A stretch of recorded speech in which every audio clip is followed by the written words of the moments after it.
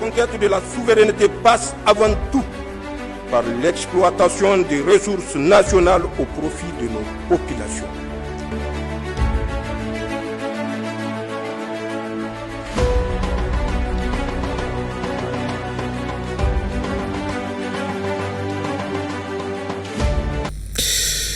Célébration cet après-midi à Niamey de la 13e édition de la journée de l'excellence et du mérite placée sous le parrainage du Premier ministre, ministre de l'économie et des finances. Cette manifestation a pour but essentiel de célébrer les efforts et le mérite des jeunes scolaires nigériens qui se sont fait remarquer au cours de l'année scolaire académique 2023-2024. Mariam Dakou, Hamidou Abdoulaye.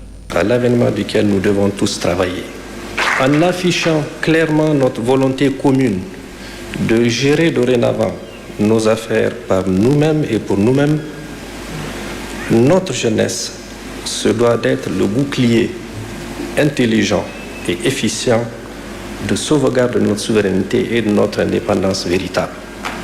Je voudrais donc tous vous inviter à une réflexion profonde sur notre système éducatif qui peine toujours à répondre aux préoccupations de notre peuple.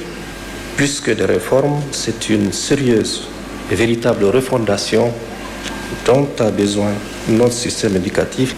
À ce sujet, et avec l'implication de tous les acteurs du domaine, le gouvernement va très bientôt examiner le rôle que doit jouer l'école dans notre pays. En conformité avec la vision du chef de l'État, le général Abdrahmane Tchiani, ce rôle sera redéfini pour asseoir l'école sur nos valeurs sociétales de progrès, pour le travail bien fait, la solidarité, le respect mutuel, l'amitié avec tous les peuples épris de paix et de justice, et par la promotion de l'excellence et du mérite dans tout ce que nous entreprenons.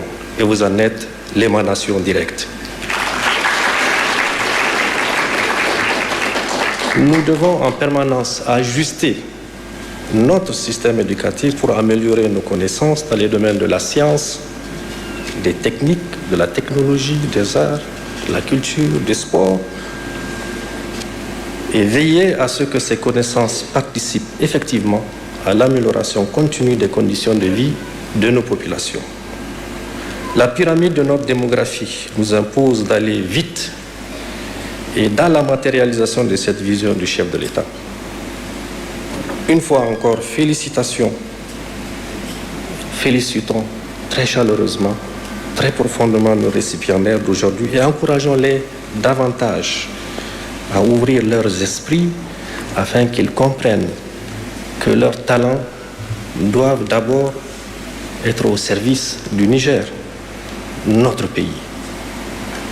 Aussi, c'est par la remise des témoignages de satisfaction au chef de l'État et aux autres acteurs ayant contribué à la réussite de l'année scolaire 2023-2024 et la remise des prix à ces lauréats de l'édition 2024 du prix de l'excellence et du mérite que cette manifestation célébrée sous le label de l'excellence comme un pilier de la souveraineté a pris fin. Une mission du comité interministériel de gestion des inondations conduite par son vice-président, le ministre des Transports et de l'Équipement, le colonel-major Mohamed Sadissou, est arrivée hier à Agadez. Cette mission a tenu rencontre avec les autorités régionales sur la situation des inondations avant d'effectuer d'autres visites. Diallo Abdeljalil et Mahmoud Doudou. Chaleureusement accueillis à leur arrivée par le gouverneur de la région d'Agadez, le général de brigade Ibrahim Lama Issa, en présence de l'administrateur délégué de la commune urbaine d'Agadez, de l'honorable sultan de l'Aïr et de plusieurs responsables régionaux civils et militaires, les membres du comité interministériel de gestion des inondations se sont peu après retrouvés dans la salle de réunion du gouvernorat où la situation des inondations et de leur gestion au niveau de la région d'Agadez leur a été présentée. Après cette présentation de laquelle il ressort que la région d'Agadez compte 4 496 ménages sinistrés, totalisant 29 213 personnes, les membres de cette délégation, qui comprend le ministre des Transports et de l'Équipement, vice-président du comité interministériel de gestion des inondations, le colonel-major Salissou Mohamed Salissou, La ministre de l'Action humanitaire et de la gestion des catastrophes, Mme Aïssa Lawan Wandarma, qui en est la deuxième vice-présidente, et le secrétaire général du ministère de l'Économie et des Finances ont à leur tour réagi. Occasion mise à profit par le vice-président du comité interministériel de gestion des inondations pour présenter la situation au niveau national et l'organisation de l'assistance aux sinistrés qui est faite sur fonds propres de l'État. Cette pluviométrie abondante est venue avec un lot de défis. Nous avons perdu des vies humaines. Nous sommes à 322 sur le plan national, avec une dizaine ici dans la région d'Agadez. Nous prions Allah subhanahu wa ta'ala qu'il les accueille dans son paradis éternel. Nous avons beaucoup de blessés. Nous prions par la même occasion pour leur rétablissement. Nos compatriotes ont perdu leurs maisons qui sont tombées. Ils ont perdu des animaux et il y a besoin d'assistance. Sur l'ensemble du territoire, quoique il y a un certain nombre de données qu'il va falloir ajuster. À la date du 20, nous sommes à 1 114 000 personnes affectées qui sont recensées et qui ont besoin de cette assistance. Selon les chiffres actualisés qu'on a, nous sommes à un peu plus de 924 000 personnes qui ont reçu les premiers appuis alimentaires constitués de 5 kg de vivres et des kits non alimentaires pour la plupart. Quoique c'est pour la première mise en place pour les premiers mois, c'est un taux record de plus de 91%. Et ça sur fonds propres de l'État. Les appuis vont continuer. Donc nous sommes là, au nom des plus hautes autorités, pour témoigner toute la compassion des plus hautes autorités à l'endroit des populations et de leur dire que le gouvernement, avec à sa tête le chef de l'État, président du Conseil national pour la sauvegarde de la patrie, le Premier ministre, l'ensemble des membres du Conseil, des membres du gouvernement, nous sommes là auprès de notre population. Inch'Allah, on va ensemble traverser cette période difficile. Autant la pluviométrie exceptionnelle de cette année a occasionné des dégâts, autant l'abondance des pluies présente de nombreux avantages dont doit énormément profiter le pays. Nous espérons que ça puisse permettre à nos populations de pouvoir récolter suffisamment pour que le spectre de déficit alimentaire pendant la période de soudure soit un lointain souvenir pour nous.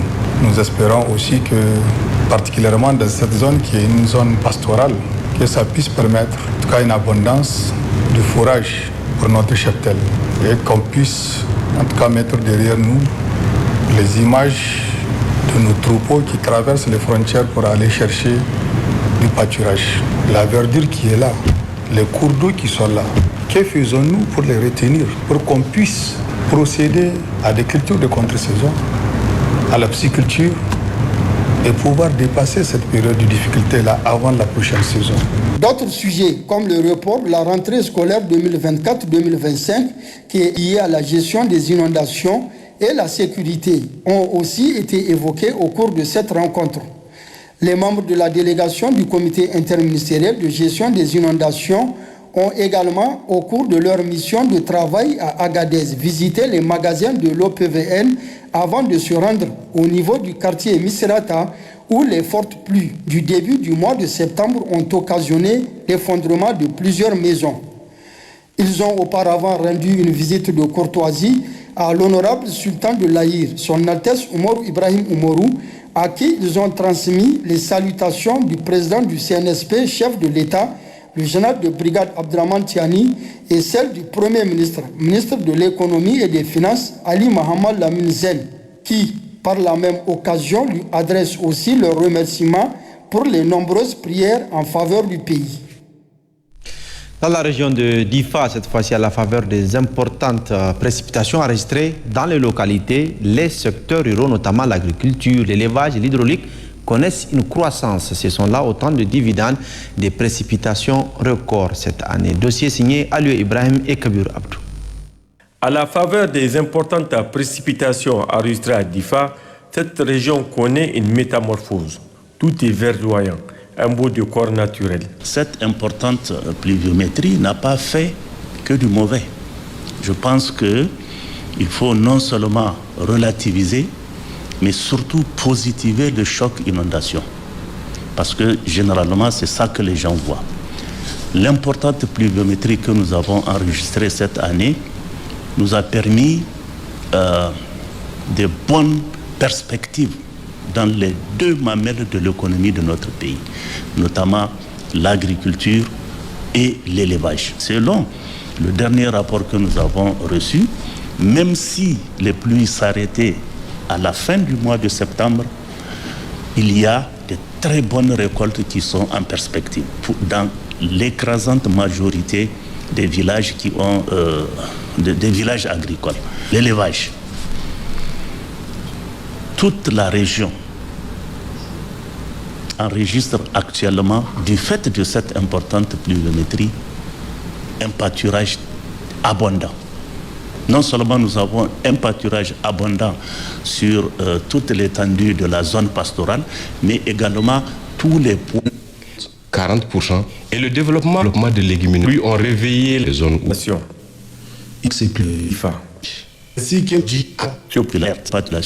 C'est de faire une utilisation parcimonieuse de cette récolte. Déjà, l'État a pris des dispositions pour les aider dans ce sens. L'OPVN a été instruit pour acheter les récoltes auprès de nos paysans. Non seulement l'État leur garantit un débouché pour leur récolte, mais il leur garantit également le prix convenable. Et dans tous les cas, l'État met à leur disposition ces mêmes récoltes au moment voulu à des prix abordables pour eux. Aujourd'hui, loin des clichés d'inondation, ces précipitations sont une opportunité pour la région de Difa de devenir excédentaire sur toutes les productions. Une manière pour Difa et sa vaillante population de contribuer à l'atteinte de la souveraineté alimentaire, une préoccupation constante du Conseil national pour la sauvegarde de la patrie. La ministre de l'Énergie, professeur Amadou Hawa, en présence de son homologue des mines, a présidé ce samedi 21 septembre 2024 la cérémonie d'ouverture d'une conférence organisée par le Cercle indépendant de réflexion et d'action citoyenne CIRAC en collaboration avec le dit ministère. La conférence est placée sous le thème souveraineté énergétique du Niger, enjeux, défis et perspectives. Plusieurs sujets autour de la question énergétique ont été débattus à cette occasion. Nafissa Badamassi et Hassan Moussa. L'énergie, une force à la base de tout développement, allant aussi bien du secteur économique que social. C'est au vu de l'importance du secteur énergétique pour un pays comme le Niger à la reconquête de sa souveraineté nationale que le Cercle indépendant de réflexion et d'action citoyenne CIRAC. La conquête de la souveraineté passe avant tout par l'exploitation des ressources nationales au profit de nos populations.